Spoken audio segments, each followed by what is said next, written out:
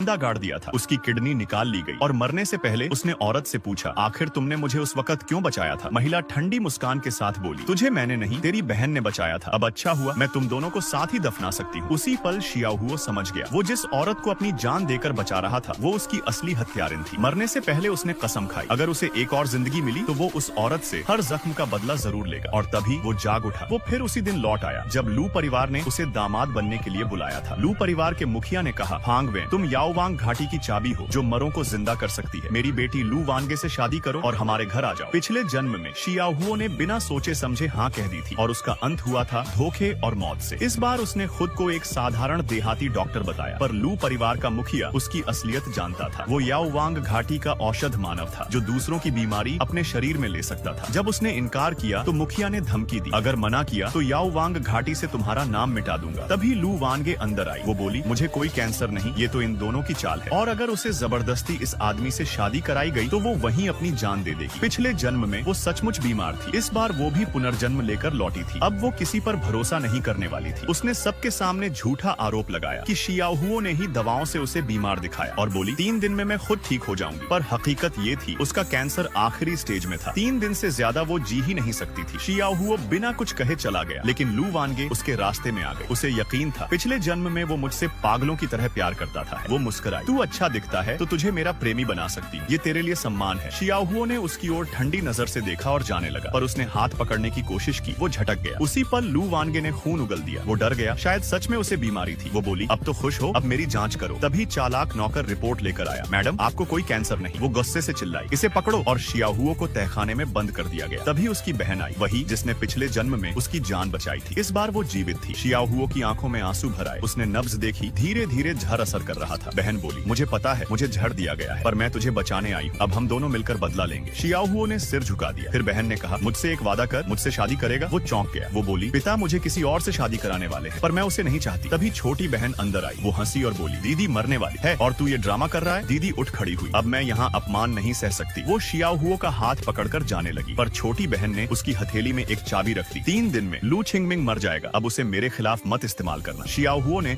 उसे जोर से धक्का दिया। लू वानगे का चेहरा ठंडा पड़ गया। अब मैं तुझसे शादी कर रही हूँ, अगर तू ठीक रहा तो तुझे बच्चा दे दूंगी, बस नाम किसी और का होगा। शियाओहुओ बोला, लू वानगे ज्यादा मत बढ़। वो हंस पड़ी, तू तो जोकर है, तुझे प्रेमी बनने का मौका दिया है, यही बहुत है। शियाओहुओ ने कहा, तेरे शब्द झर हैं, पर याद रख कर्मों का हिसाब जरूर मिलता है। और तभी लू छिंगमिंग खांसते हुए अंदर आई। मुंह से खून उगला और चिल्लाई, लिन शेंग जल्दी मेरी मदद करो, क्या तू झूठा डॉक्टर है? अब शुरू होगा असली बदला, जब शियाओहुओ अपने पुनर्जन्म का अर्थ